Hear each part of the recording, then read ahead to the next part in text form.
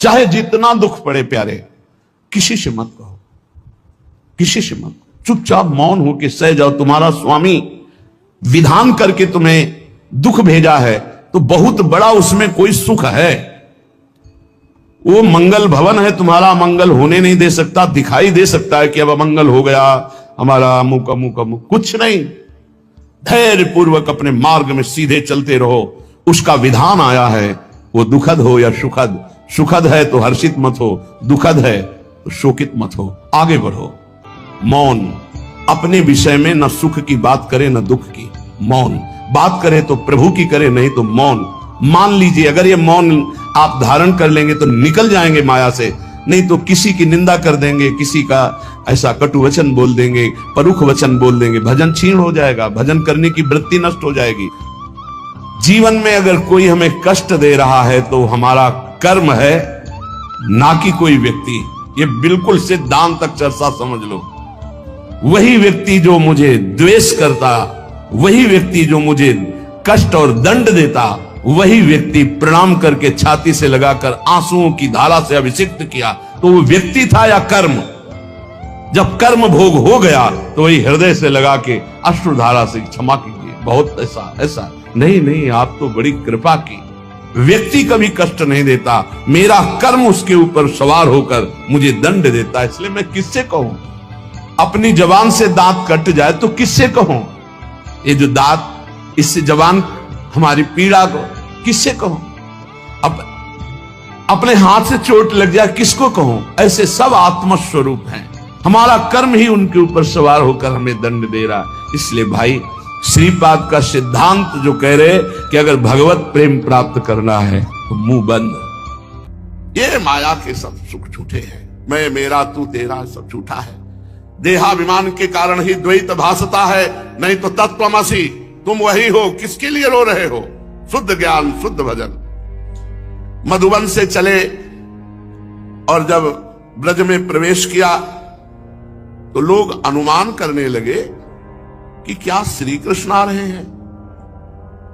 ऐसा लगता है कि श्री कृष्ण वापस आ गए हैं। तो सखा लोग दौड़ते हैं, वैसो ही रथ देखत सब कहत हरस बानी, सूरज प्रभु से लागत तरुणी मुस्कानी। आपस में सब गोपियां, हमें लगता है हमारे श्री कृष्ण आ गए। जैसे रथ में गए थे वैसा ही रथ है, और मोर मुकुट पीतांबर धारण किए हुए श्याम शरीर दूर से लगा कि भगवान श्री कृष्ण आ गए। नंद गोप हर्षित हुए गए लेने आगे। नंद बाबा बड़े हर्षित हुए, लाला आ गया। जो बाहर निकल कर देखा, इतने में यशोदा मैया ने सुना श्री कृष्ण आ गए। जैसे कोई बावरी भागे, मेरा लाला। आवत बलराम श्याम सुनत दौरी चली बाम, मुकुट झलक पीतांबर मन मन अनुरागे। नीचे आए गोपाल आनंदित भई बाल, मिट्यो विरह को जंजाल जोवत तेहि काल। जो जो सुन रहा है भागे, सबके विरह दुख मिट रहे। प्रभु आ गए, प्रभु आ गए। निश्चय आए गोपाल, निश्चय प्रभु ही आए, क्योंकि मोर मुकुट धारण किए हुए, दूर से देखे पीतांबर धारण किए हुए है। गदगद तन पुलक भयो, मुकुट पीत बसन नयो, मन में कछु सोच भयो, श्याम किधो को। जब नजदीक जा रहे हैं तो मोर मुकुट पीतांबर, वही धोती, वैसे ही स्वरूप सावला। लेकिन नजदीक जाकर नहीं नहीं, ये तो और कोई है, श्याम सुंदर नहीं। सखा दौड़ के नहीं नहीं, ये तो श्याम सुंदर नहीं है, ये तो उनकी पोशाक धारण किए उनके रंग वाला कोई और है। अगर श्याम सुंदर होते तो साथ में हलधर भी होते, बलराम जी होते। सब दौड़ दौड़ करके उद्धव जी के रथ के पास आए। वैसो ही रथ वैसो ही सब साज, मानो बहुरी विचारी कछुमन, सुफलक सुत आयो ब्रजाज। वही रथ है, वही साजबाज है। हमें लगता है कि अक्रूर जी को लज्जा लग गई और हमारे श्री कृष्ण को वापस ले आए। पहले गमन कयो लय हरि को, परम सुमति राखो रतिराज। अजहू किया कहा कियो चाहत है, याते अधिक कंस को काज। ये अब क्या करना चाहता है? बलराम जी को वहां छुड़ाया, श्री कृष्ण को यहां ले आया, ये क्या करना चाहता है? कोई सोचता है अक्रूर जी का ये वही रथ है, अक्रूर जी लेकर के श्याम सुंदर को आए, पर जब वहां नजदीक पहुंचते तो कोई सारथी नहीं, केवल उद्धव जी को कोई सारथी नहीं, उद्धव जी स्वयं, इसलिए कि बहुत एकांतिक वार्ता कर दी है। ब्रज में घर घर ये बात फैल गई कि मथुरा से कोई आया है, आज ब्रज को आयो है। कोई कहता कौन आया, वही अक्रूर आया है। अब क्या मार करके हमको ले जाएगा, हमारे प्राण धन तो ले गया, अब काहे को आया है अक्रूर। कोई ऐसी बातें करता है। कोई कहता है देखो देखो वो रथ आ रहा है, तुम ठीक ठीक बताओ, क्या जो दिनों पर दया करने वाले हरि हैं वही वापस आए हैं। सब मिलकर के आपस में दौड़ पड़े। रथ के समीप जब गए तो चल मिली समिति सखी पूछन को, तो उद्धव दरस दिखायो, तब पहचान जान प्रभु को भृत करन जोर शिरनायो। अरे ये प्रभु नहीं, ये तो सुना है प्रभु के मित्र उद्धव जी है। सखाजन सब प्रणाम करते हैं। उद्धव जी से अभी रथ में उद्धव जी से पूछते हरि है कुशल, हमारे श्री कृष्ण कुशल से हैं। जो आ रहा है वो सब श्री कृष्ण की कुशल पूछ रहा है। उद्धव जी नंद बाबा के दरवाजे पे रथ खड़ा किया, भीड़ लग गई नंद बाबा के यहां, क्योंकि श्री कृष्ण विरही जन है। अहो भाग, जिनको प्रभु से अपनापन हो गया है। अपनापन की मतलब अब जिया नहीं जाता आपके बिना। अहो फिर ये तो प्रभु के संग खेले हैं, खाए हैं, हंसे हैं, कूदे हैं, प्रभु के संग रहे हैं। इनकी विरह की क्या महिमा का वर्णन करें। प्राण हमारे तब ही ले गयो, अब की कारण आयो, मैं जानिए बात सुनत प्रभु कृपा करन उठित आयो। पहले तो हमारे प्राण ले गए थे, अब ये उद्धव जी क्या लेने आए हैं।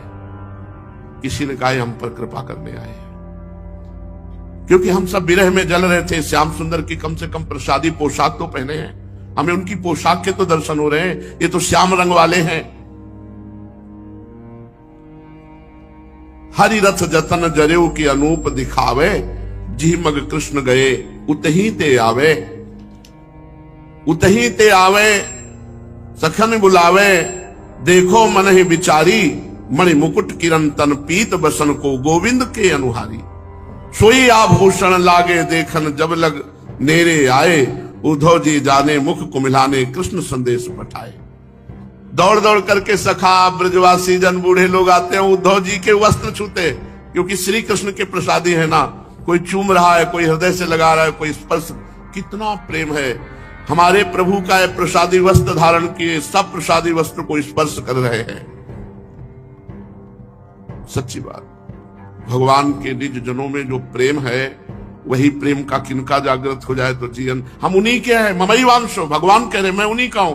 मैं भूल करके यहां जगत के भ्रम में फंस गया।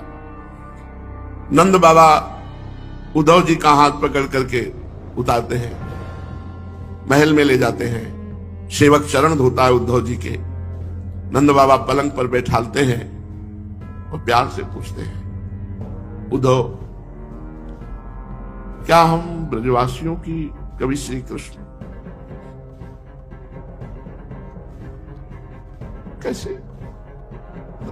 कैसे जीते होंगे। जिनकी गोद में बैठकर श्री कृष्ण खेले, उन बाबा की हालत क्या होगी। अपने लोग तो केवल सहारा लिए हैं, सब थोड़ी देख पाए हैं, केवल सहारा लिए, उनके नाम का सहारा लिए। तब ऐसा लगता है कि वो जीवन जीवन ही नहीं जिसमें प्रभु ना हो। वो जीवन जीवन किस कार्य का। पर बाबा की हालत थोड़ा चित्त लगा के देखो, जिनकी गोद में बैठे, जिनका उनकी हालत क्या होगी।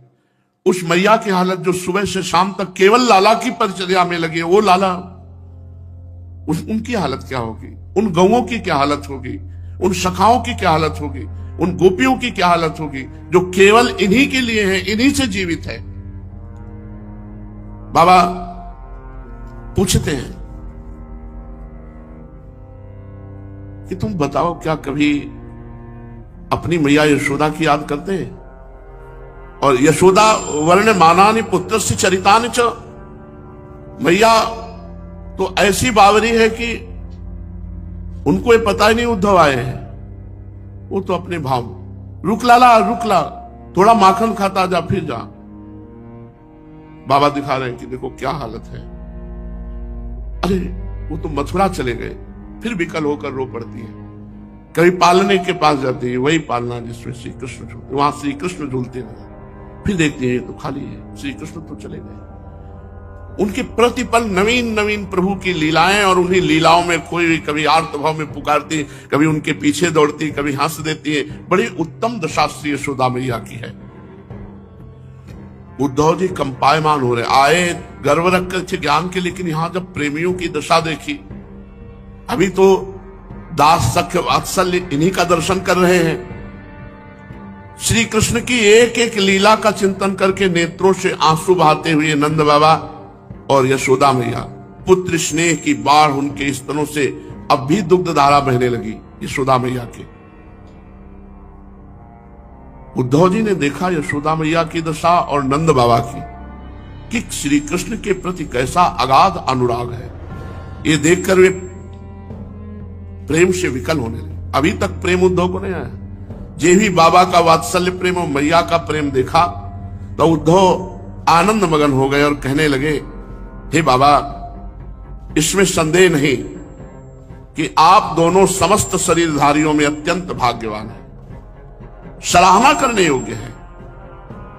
सारे चराचर जगत के बनाने वाले, उन्हें ज्ञान देने वाले सर्वेश्वर भगवान के प्रति आपके हृदय में ऐसा वात्सल्य स्नेह, ये पुत्र भाव मैंने तो पहली बार देखा। मेरे प्रभु से इतना प्यार। करुणा समुद्र गुरुदेव भगवान ने कृपा कर बताया कि अपार संसार समुद्र से जो हम डूब रहे, बचने का उपाय एकमात्र भगवान के चरणारविंद। लक्ष्मी जी के द्वारा पूजित भगवान के चरणों का जो ध्यान करता है, सारे पाप ताप नष्ट हो जाते हैं। प्रणत कामदम पद्मचार्चितम धरणि मंडनम ध्येय मापदे। आपके भवभीता नाम प्रपन्ना नाम भयापहम, प्रपन्ना नाम जो आपकी शरण में हो गए, उनका भय सदा सदा के लिए नष्ट हो जाता है। मैं आपके श्री चरणों का स्पर्श प्राप्त किया, अब तीनों लोकों में मैं पावन हो गया। मैं अब आपसे अनुमति चाहता हूं। हे भक्तवत्सल, हे महायोगेश्वर, हे पुरुषोत्तम श्री कृष्ण, मैं आपकी शरण में हूं। इंद्रादि समस्त लोकेश्वरों के परमेश्वर स्वयं प्रकाश परमात्मन, मुझे आज्ञा दीजिए। ब्रह्मदंडात् विमुक्तोहम सद्यस्ते अच्युत दर्शनात्। आज मैं ब्रह्मदंड से मुक्त हो गया हूं।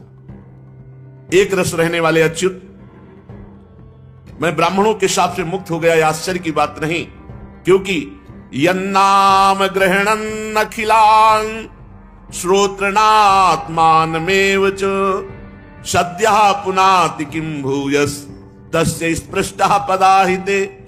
बहुत बढ़िया बात। जिनका नाम मात्र उच्चारण करने से, नाम गान करने वाला और नाम सुनने वाला सब पापों से मुक्त हो जाते। यन्नाम संकीर्तनम यस्य सर्व पाप प्रणाशनम, यन्नाम ग्रहणन नखिलान, अखिल अखिल पापों का नाश। श्रोतनात्मान मेवच, सुनने वाला और गाने वाला दोनों निष्पाप हो जाते हैं। जो कीर्तन करते हैं उनको दुगना लाभ मिलता है, क्योंकि वो गान करते हैं और सुनते भी हैं और दूसरों को भी सुनाते हैं, तो दूसरों को सुनाने का भी उनको सुकृत प्राप्त होता है। जैसे जोर से राधा राधा नाम गा रहे, जितने लोग सुन रहे हैं उनके पाप नष्ट हो रहे हैं, और आपको सबका नाम सुनाने का लाभ प्राप्त हो रहा है, और आप खुद गा रहे हैं, खुद सुन रहे हैं, बड़ा लाभ मिलता है। प्रभु, मुझे तो आपने स्वयं अपने श्री चरण कमलों से स्पर्श किया, तब भला मेरी मुक्ति में क्या संदेह है। इस प्रकार सुदर्शन विद्याधर ने भगवान श्री कृष्ण की विनती की, परिक्रमा की, और फिर साष्टांग प्रणाम किया, और फिर भगवान से आज्ञा लेकर वो अपने लोक को चला गया। नंद बाबा आदि सब ब्रजवासी देखते रहे।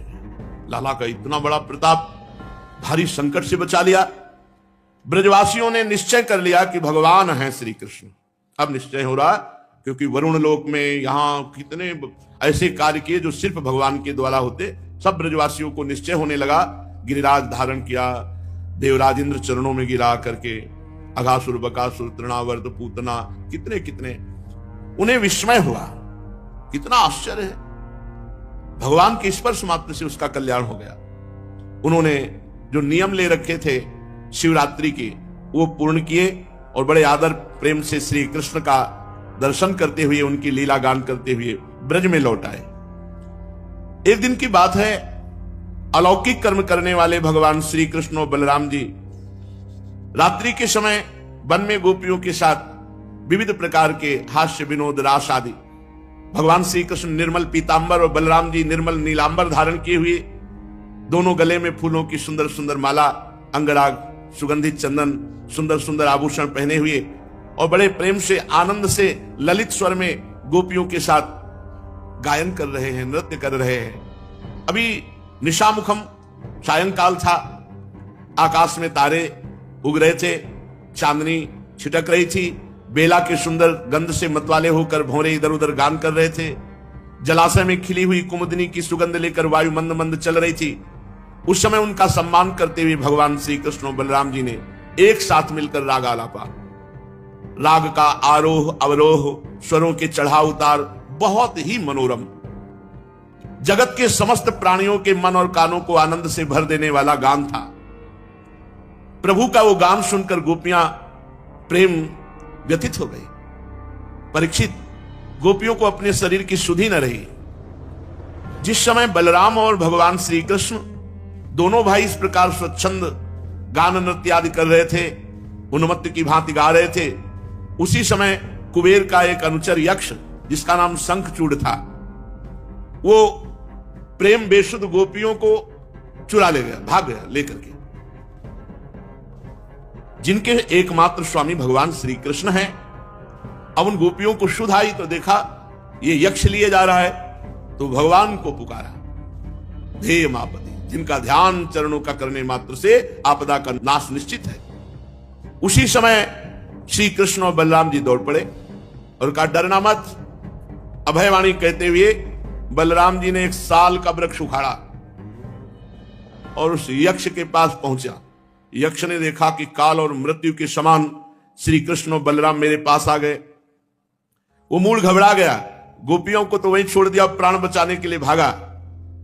तब बलराम जी तो गोपियों की रक्षा के लिए वहीं खड़े हो गए और जहां वो भाग करके जाने की कोशिश करता, वहीं भगवान श्री कृष्ण ने दौड़कर पकड़ लिया और एक घूंसा उस दुष्ट के सर पर मारा। चूड़ामणि के साथ उसका सर एक ही घूंसे से पिस गया।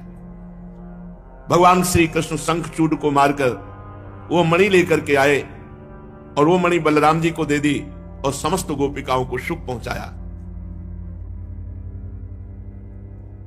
परीक्षित, भगवान श्री कृष्ण के गौओं के चराने के लिए प्रतिदिन वन में चले जाने पर उनके साथ गोपियों का चित्त भी चला जाता था। गोपियों का मन श्री कृष्ण का चिंतन करता रहता, गोपियों की वाणी श्री कृष्ण की लीलाओं का गान करती रहती, बड़ी कठिनाई से दिन व्यतीत करती। गोपियां आपस में कहती, बाम बाहु कृत बाम कपोलो वल्गी त्रिभूरधरार्पित वेणुम कोमलांगुलिभिराश्रित मार्गम गोप्य ईरयति यत्र मुकुंदः व्योमयान वनिता सा सिद्धैर विस्मितास्तदुपधार्य सलज्जा काम मार्ग गण समर्पित चित्ता कश्मलम ययुरपस्मृत निव्यः। अरे सखी, अपने प्रेमी जनों को प्रेम वितरण करने वाले और द्वेष करने वालों को मोक्ष प्रदान कर देने वाले श्याम सुंदर नटनागर जब अपने बाएं कपोल को बाईं बाह की ओर लटका देते हैं और अपनी भौहें नचाते हुए बांसुरी को अधरों से लगाते हैं, तब अपनी सुकुमार अंगुलियों को उसके छेदों पर फिराते हुए मधुर तान छेड़ते हैं। उस समय क्या होता है कि सिद्ध पत्नियां, देवियां ये आकाश में अपने पति सिद्ध गणों के साथ विमानों पर आ जाती है और उस वंशी की तान को सुनकर अत्यंत ही चकित तथा विस्मित हो जाती है। पहले तो उन्हें अपने पतियों के साथ रहने पर भी चित्त की यह दशा देखकर लज्जा मालूम होती, परंतु क्षण में ही उनका चित्त वंशी की ध्वनि सुनकर प्रेम बाण से बिंध जाता है और वो विवश अचेत हो जाती है। उन्हें इस बात की भी सुधि नहीं रहती कि उनका वस्त्र कहां खिसक गया, आभूषण कहां गिर गए। अरे सखी, तुम आश्चर्य की बात तो सुनो। हंत चित्रमबला श्रृणुतेदं हारहास उरसि स्थिर विद्युत नंद सूनुरय मार्त जनानाम नर्मदो यर्हि कूजित वेणु ब्रंद सो ब्रज ब्रशा मृग गावो वेणुवाद्यहत चेतस आरात दंत दष्ट कवलाधित कर्णा निद्रिता लिखित चित्र मिवासन। अरे सखी, तुम आश्चर्य की बात सुनो। ये नंद नंदन ऐसे दिन व्यतीत करती हैं गोपियां, आपस में बैठकर भगवान की रूप माधुरी, गुण माधुरी, महिमा का वर्णन करती है। अरे गोपियों, तुम ये आश्चर्य की बात सुनो, ये नंद नंदन कितने सुंदर हैं। पहली ने कहा, जब बाम कपोल को बाम भुजा की तरफ झुकाकर अधरों पर बंशी विराजमान करके तिरछी चितवन से व्योम में विराजमान सिद्धों की पत्नियां और सिद्ध प्रेम विकल हो जाते हैं। दूसरी कहती है, नंद नंदन कितने सुंदर, जब हंसते हैं ना खुल के, तब हास्य रेखाएं हार का रूप धारण कर लेती, शुभ्र मोती सी चमकने लगती। अरे सखी, उनके वक्षा स्थल पर लहराते हुए हार में हास्य की किरणें चमकने लगती। उनके वक्षा स्थल पर श्रीवत्स की सुनहली रेखा जो है ना, वो लक्ष्मी जी है। वो तो ऐसी जान पड़ती मानो श्याम मेघ पर बिजली विराजमान हो स्थिर रूप से। कितने करुणामय हैं हमारे श्याम सुंदर। वे जब दुखी जनों को सुख देने के लिए, विरहियों के मृतक शरीर में प्राणों का संचार करने के लिए बांसुरी बजाते हैं, तब ब्रज के झुंड बैल, गौवें और हरिण उनके पास ही दौड़ाते हैं। केवल आते ही नहीं सखी, दांतों से चबाया हुआ घास का ग्रास उनके मुंह में ज्यों का त्यों ऐसा पड़ा रहता, ना वो निगल पाते, ना उगल पाते हो, ना चबा पाते हैं। दोनों कान खड़े करके स्थिर भाव से केवल वंशी की ध्वनि का पान करते हैं और ऐसे लगते हैं मानो भीत पर लिखे हुए चित्र हों। उनकी ऐसी दशा होना स्वाभाविक है, क्योंकि श्याम सुंदर की बांसुरी की तान का प्रभाव ऐसा है जो उनके चित्त को चुरा लिया। हे सखी, जब ये नंद के लाडले लाल अपने सिर पर मोर पंख का मुकुट बांध लेते हैं, घुंघराली अलकों में फूल के गुच्छे खोस लेते हैं, बरहिण स्तबक धातु पलासैर बद्ध मल्ल परिबर्ह विडंबः करहि चित सबल आलिस गोपैर गाह समाव्यति यत्र मुकुंदः तरहि भग्न गतयः सरितो वै तत्पदाम्बुज रजो नीलनीतम स्पृहयतिर्वय मिवा बहु पुण्या प्रेम वेपित भुजा स्तमितापः अनुचरै समनु वर्णित वीर्य आदि पुरुष इवाचल भूति बनचरो गिरि तटेषु चरन्तिर वेणुनाभयति गाह सयदाहि। जब ये नंद के लाडले लाल अपने सिर पर मोर पंख का मुकुट बांध लेते हैं, घुंघराली अलकों में फूल के गुच्छे खोस लेते हैं, रंगीन धातुओं से अपना अंग अंग रंग लेते हैं, नए नए पल्लवों से ऐसा वेश सजाते हैं जैसे कोई बहुत बड़ा पहलवान हो, और फिर बलराम जी तथा ग्वाल बालों के साथ बांसुरी में जिस गाय का नाम लेकर पुकारते, रभाती हुई वो भागती हुई आ जाती है। प्यारी सखियों, जब ये बंशी बजाते हैं तो नदियों की गति रुक जाती है, वे श्याम सुंदर की बांसुरी सुनने के लिए प्रवाह रुक जाता है। वे चाहती हैं कि वायु उड़ाकर प्रीतम श्याम सुंदर के चरणों की धूलि हमारे पास पहुंचा दे और उसे पाकर हम निहाल हो जाएं। सखियों, जैसे नंद नंदन श्री कृष्ण का आलिंगन करते समय हमारी भुजा कांप जाती है, जड़ता रूप संचारी भाव का उदय हो जाता है और हम अपने हाथों को हिला भी नहीं पाती, वैसे ही वे भी प्रेम के कारण कांपने लगती हैं। दो चार बार अपनी तरंग रूप भुजाओं को कांपते कांपते उठाती तो अवश्य है, परंतु फिर विवश होकर स्थिर हो जाती है, प्रेमावेश से स्तंभित हो जाती है। अरिवीर, जैसे देवता लोग अनंत और अचिंत्य ऐश्वर्यों के स्वामी भगवान नारायण की शक्तियों का गान करते हैं, वैसे ही ग्वाल बाल अनंत सुंदर नटनागर भगवान श्री कृष्ण की लीलाओं का गान करते रहते हैं। वे अचिंत्य ऐश्वर्य संपन्न श्री कृष्ण जब श्री वृंदावन में विहार करते रहते हैं, बांसुरी बजाते हैं, तो गिरिराज गोवर्धन की तराई में चरती हुई गौओं को जब बांसुरी की ध्वनि सुनाई पड़ती थी दौड़कर सब उनके समीप आ जाती है। बनलतास्तरव आत्मनि विष्णुम व्यंजयन्त इव पुष्प फलाढ्याः प्रणत भार विटपा मधुधारा प्रेम हृष्ट तनवः ससृजुः स्म दर्शनीय तिलको बनमाला दिव्य गंध तुलसी मधुमत्तैः अलिकुलैरलघु गीतमभीष्ट माद्रियन् यर्हि संधित वेणुः सरसि सारस हंस विहंगास चारु गीत हृत चेतस एत्य हरिमुपासत ते यत चित्ता हंत मीलित दृशो धृत मौना।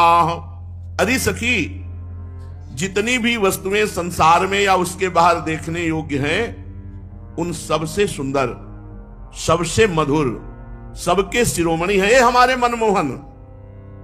देखो उनके सांवले ललाट पर जब केसर मिश्रित चंदन, एक और कितनी फपती, देखते रह जाओ।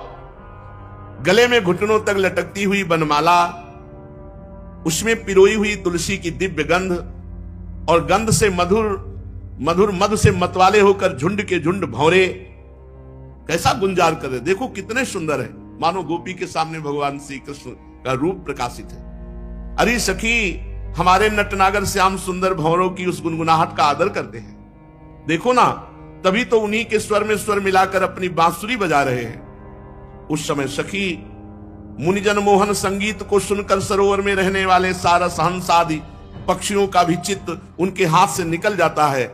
वो भी विवश होकर प्यारे श्याम सुंदर के पास आ बैठते हैं, आंखें मूंद लेते हैं, चुपचाप चित्त एकाग्र करके मानो भगवान की आराधना कर रहे हैं, मानो कोई विहंगम वृत्ति के रसिक परमहंस ही हो। भला कहो तो ये कितने आश्चर्य की बात है। अरे सखी, ये हमारे श्याम सुंदर जब पुष्पों के कुंडल बनाकर कानों में धारण कर लेते हैं, शाहबलः सृगवतंस विलासः शानुसुचित भृतो ब्रज देव्यः हर्षयन् यर्हि वेणुरवेण जात हर्ष उपरंभति विश्वम महदति क्रमण संकित चेता मंद मंद मनुगर्जति मेघः सुहृदमभ्यवर्षत सुमनोभिस् छायया च विदधत प्रतपत्रम। ये हमारे श्याम सुंदर जब पुष्पों के कुंडल बनाकर अपने कानों में धारण करते हैं और बलराम जी के साथ गिरिराज जी के शिखरों पर खड़े होकर संपूर्ण विश्व को आनंदित करते हुए बांसुरी बजाते हैं।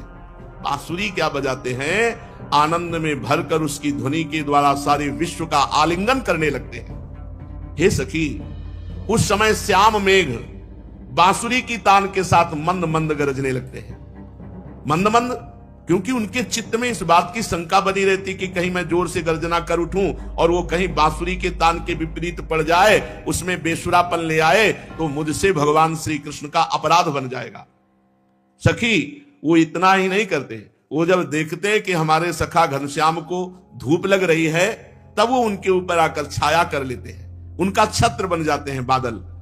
अरे वीर, और सुनो, इतना ही नहीं, वो प्रसन्न होकर बड़े प्रेम से उनके ऊपर अपना जीवन ही न्यौछावर कर देते हैं। नन्ही नन्ही फुइयों के रूप में ऐसा बरसने लगते हैं मानो दिव्य पुष्पों की वर्षा कर रहे हो। कभी कभी बादलों की ओट में छिपकर देवता लोग भी पुष्प वर्षा कर जाया करते हैं। विविध गोप चरणे सुविदग्धो वेणुवाद्य उरुधा निज शिक्षा। वो तुम पर कृपा कर रहे हैं, पल पल तुम्हें संभाल रहे हैं। सचमुच सचमुच तुम्हें मालूम नहीं वो कब से तुम्हें प्यार कर रहे हैं। तुम्हें मालूम नहीं वो तुम्हें अपनी गोद में रखे हुए हैं। एक क्षण के लिए भी वो अपनी दृष्टि से तुम्हें दूर नहीं करते, पर तुमने अपनी दृष्टि उधर की ही नहीं। क्या बात, तुमने उधर दृष्टि ही नहीं की। तुम उनसे विमुख होकर दृष्टि संसार की तरफ किए रहे। उनका कल्याणमय कर कमल तुम्हारे सर पर है, अब तुम उसके बल पर वापस लौटो। ये तुम्हारा मार्ग नहीं है। तुम पूछोगे कि ये जलन जो बढ़ रही है हमारे हृदय में, ये चिंता बढ़ रही, शोक बढ़ रही, मन घबरा रहा है, पता नहीं क्या कैसा, ऐसा लगता है कि ना कोई आग है, न कोई जलन है, न कोई ताप है। ये मन की विमुखता है, घबरा रहा है। अनंत बलशाली प्रभु का आश्रय लेने में घबरा रहा है। नाशवान प्रतिपल छूटने वाले विषय के छोड़ने में घबरा रहा है। ये मन की चाल है। न कोई आग है, न कोई जलन है, न शोक है। ये केवल अज्ञान है। डरना मत, आगे बढ़ो। अभी वो भूमिका नहीं आई जो निर्भय अवस्था है। आगे कदम रखोगे तो आप खुद हंसोगे अपनी इस वृत्ति पर। जो हो रहा है होने दो, तुम्हारे रोकने से रुकेगा भी नहीं। तुम तो बस अपने मंगलमय आराध्य देव की इच्छा में अपनी इच्छाओं को मिला दो। आओ, प्रवाह में बहते हैं। प्रवाह में बहने में जानते हो, हाथ पैर नहीं चलाना होता। सत्प्रेम सिंधु मकरंद रसौघ धारा। अब इस धारा के प्रवाह में बहो। राधा राधा राधा। भयानक से भयानक भय भी तुम्हें भय नहीं दे पाएगा, और सुंदर से भी सुंदर कोई तुम्हें आकर्षित नहीं कर पाएगा। कब? जब राधा की धारा में बहोगे, प्रवाह में। लीला में तुम्हें वो बता देंगे अपना रहस्य। लीला में तुम्हें ऐसा जगा देंगे कि तुम कभी सोओगे नहीं। सोने का मतलब ये तमोगुणी निद्रा नहीं, मोह निद्रा, अज्ञान निद्रा। तुम्हें वो दिखा देंगे कि वो कब से तुम्हें प्यार कर रहे हैं। जब से प्यार कर रहे हैं तब से अलग ही नहीं हुए। तुम ही भागते रहे, उनकी तरफ कभी देखा नहीं। तभी तो भक्तजन रोते रहते हैं कि कितने अहेतु की कोई हेतु नहीं। आप जैसे महान को मुझ जैसे क्षुद्र से क्या हेतु हो सकता है, पर इतना प्यार। फिर बाद में अनुभव करा देंगे कि तुम उन्हीं के स्वरूप हो, कोई और नहीं। बस उस समय तुम उनके हाथ के विशुद्ध खिलौना बनकर उनकी नित्य लीला में प्रवेश पा जाओगे। जैसे कोई कहता है ना कि मैं नित्य लीला में प्रवेश पा रहा हूं, अज्ञान की बात है। जब तक मैं का स्मरण है तो नित्य लीला में कैसे प्रवेश? मैं का विस्मरण ही नित्य लीला में प्रवेश होता है। अपना अस्तित्व खत्म हो गया। ब्रह्म नहीं, माया नहीं, नहीं जीव नहीं काल, अपनी हो सुधि ना रही, एक रहे हो नंदलाल। अब ये लीला में कभी कभी लगता है साधक ये बड़ी बड़ी बातें करके केवल प्रणाम करवाने के लिए ऐसी झूठी बातें बोलता है, केवल सम्मान के लिए। ऐसा क्यों कर रहे हो? वास्तविक सम्मान और वास्तविक प्यार जहां से मिल रहा है वहां से तुम अपना संबंध विक्षेप करते हो, तो तुम्हें ये झूठा प्यार कब तक संतोष देता रहेगा? विश्वास करो, प्रभु सत्य है, प्रभु नित्य है, प्रभु सर्वत्र है। इसलिए तुम्हें कपट और पाखंड करने की जरूरत नहीं है। ऐसे महापुरुष जन प्यार से समझा रहे, वो सत्य है, वो नित्य है, वो सर्वत्र है। इसलिए तुम्हें पाखंड करने की जरूरत नहीं है, नाटक करने की जरूरत नहीं है। प्रभु तुम्हें बहुत प्यार करते हैं और वो बहुत सर्वशक्तिमान है। अब तुम्हें जितनी शक्ति उन्होंने दी है, बस सारी शक्ति लगा करके उनके भजन में समय व्यतीत करो। विषय चिंतन ना होने पावे। पीछे प्रसंग में चर्चा चल रही थी कि विषय भोग क्रिया नहीं हुई, केवल विषय चिंतन हुआ, उसी से सर्वनाश हो जाता है। अब जो बात कह रहे हैं वो विशेष साधकों के लिए, क्योंकि साधारण जन इसे नहीं समझ पाएंगे। इसमें कह रहे हैं कि विषयों को भोगता हुआ वो हृदय की निर्मलता को प्राप्त होता है। विषय ना भोगता हुआ विषय का चिंतन करते हुए वो सर्वनाश को प्राप्त होता है। यहां कह रहे हैं विषय का चिंतन नहीं, बिल्कुल चिंतन नहीं। चिंतन प्रभु का हो रहा है, क्योंकि उसने अपनी बुद्धि प्रभु में प्रतिष्ठित कर दी। ना किसी भोग से राग है, ना किसी भोग से द्वेष है, ना कोई इच्छा है। जब इच्छा ही नहीं तो त्याग क्या? अब भगवत विधान से जो उसके सामने आता है, उस भोग को वो भगवत प्रसाद रूप भोगता है। प्रतिपल उसका अंतःकरण निर्मल होता चला जाता है। ये आश्चर्य की बात है। ये स्वयं भगवान कह रहे राग द्वेष वियुक्तैस्तु विषयानिंद्रियैश्चरन् आत्मवश्यैर्विधे आत्मा प्रसादमधि गच्छति प्रसादे सर्व दुःखानां हानिरस्योपजायते प्रसन्न चेतसो ह्रासु बुद्धि पर्यवतिष्ठते। श्री भगवान कह रहे हैं, ये जो अभी हम पहले बोले वो इसी की पुष्टता के लिए बोले। यदि तुम्हारी ऐसी धारणा है, जैसा अभी प्रथम में आपने भगवत कृपा शब्दों को सुना, हमारी बुद्धि केवल प्रभु में है और उसको हम सरल भाव से बता रहे हैं। अब हमें वही भोग भोगने हैं जो हम अपनी प्रियाजू को अर्पित कर सके। अपने भोग भोगता नहीं है, भोग भोगता प्रियालाल है, अपने प्रसाद भोगता है। बस सरलता से समझ लो। अगर उसको प्रवीणता से बताएंगे तो अपने वृंदावन वासी हैं, कम समझ में आएगी, क्योंकि इसके समझने के लिए बनारस की बुद्धि चाहिए। ये जो श्लोक है इसके समझने के लिए वेदांत बुद्धि चाहिए, बहुत प्रवीण बुद्धि। तो भक्तों की भूरी बुद्धि होती है, उनके भोलेपन में ही सारा ज्ञान छुपा होता है। अब अपने को इसको भक्ति स्वरूप में लेना है। राग द्वेष वियुक्तस्तु, प्रभु कह रहे हैं कि यदि किसी भी विषय में राग है या द्वेष है, राग का मतलब समझते हैं प्रियता, दोष का मतलब समझते हैं अप्रियता, अनुकूलता, प्रतिकूलता, सुखद दुखद, ये है राग द्वेष। जिस व्यक्ति से अनुकूलता, प्रियता, सुख की संभावना होती है वहां राग हो जाता है। ऐसी वस्तु, व्यक्ति, स्थान से, और जहां राग होता है वहां द्वेष जरूर होता है, जरूर होता है। ऐसा नहीं कि आप केवल राग का ही, क्योंकि कुछ वस्तुएं अनुकूल होंगी तो कुछ प्रतिकूल होंगी। हो सकता है वही वस्तु कुछ समय बाद प्रतिकूल लगने लगे तो उसी से द्वेष हो जाए। हो सकता है वही व्यक्ति जो आज राग का कारण बना है कल द्वेष का कारण बन जाए। अगर राग द्वेष युक्त बुद्धि है और वो विषयों का चिंतन मात्र करती है तो प्रभु कहते हैं कि उसका उत्थान नहीं होता, पतन हो जाता है, प्रणश्यति, नाश हो जाता है।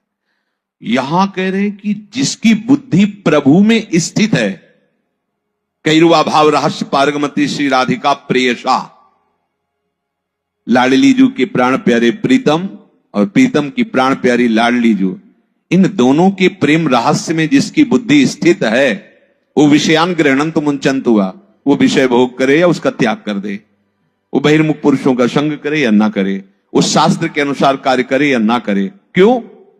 क्योंकि जो दंड मिलता है या पुरस्कार मिलता है वो बुद्धि जब अहम धर्म से युक्त होकर कार्य करती, मैंने ये भोगा, मैंने ये किया, अब अवश्य में भोक्तव्यम कृतम कर। अब बुद्धि तो लगी प्रभु में, प्रभु के चिंतन में।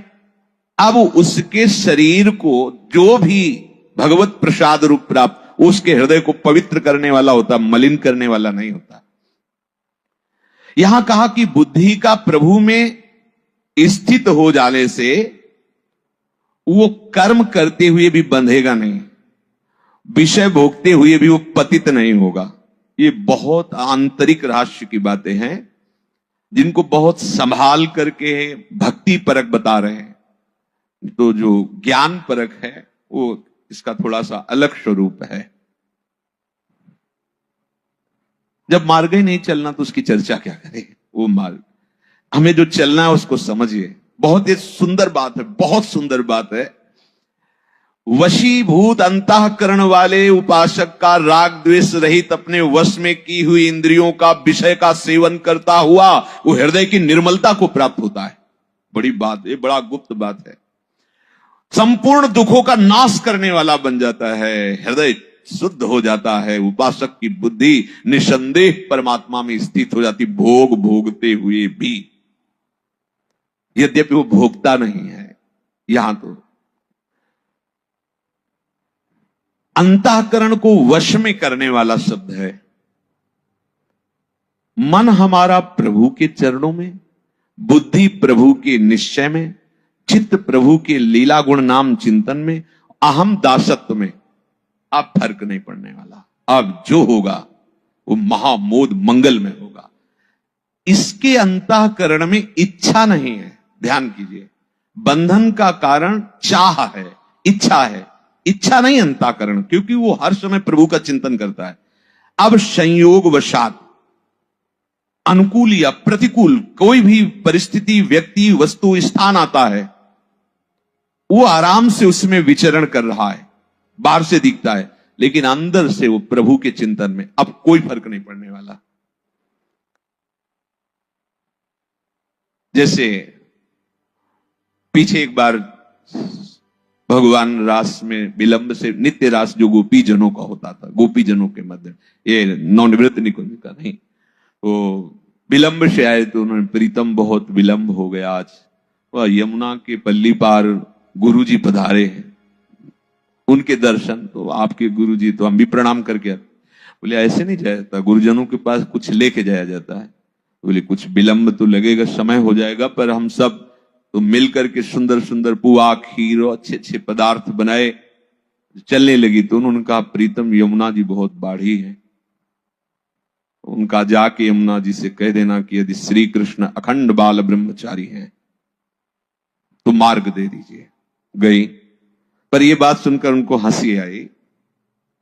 जो ही कहा तो यमुना जी ने मार्ग दे दिया, ऐसे ही फल की तरह वो जल में निकल गई। गई तो महर्षि दुर्वासा जी बड़े महामहिम हैं, प्रणाम किया, कहा भगवान भोग लाई है, मुंह बगाड़ दे, कोई पुआ कोई खीर, तो पहाड़ जैसा पूरी ब्रज गोपियां सब, और बड़ी भावुक। ये ब्रज क्षेत्र भाव क्षेत्र है, बड़ा भाव है ब्रज में, बड़ा भाव। धीरे धीरे हमारी मलिन बुद्धि हो जाती है, इसलिए उनके भावों को हम समझ नहीं पाते। सब खीर पूरी सब कुछ नहीं रह गया। प्रणाम किया, कहा ब्राह्मण हमें लगता है पूरे युग युग का भूखा रहा होगा, इतना भी प्रसाद नहीं छोड़ा सब पान। बोले भगवान अब आज्ञा कीजिए, जाना चाहते हैं जाइए।